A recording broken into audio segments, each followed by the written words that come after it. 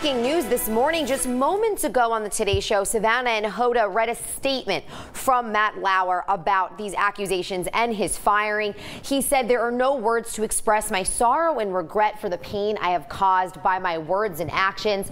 He then went on to say that some of what is being said about me is untrue or mischaracterized, but there is enough truth in these stories to make me feel embarrassed and ashamed. It went on to say the last 2 days have forced me to take a very hard look at my own troubling flaws.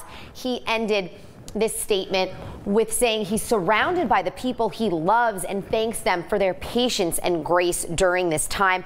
Of course, we will keep tracking this as new information comes to light as the morning continues.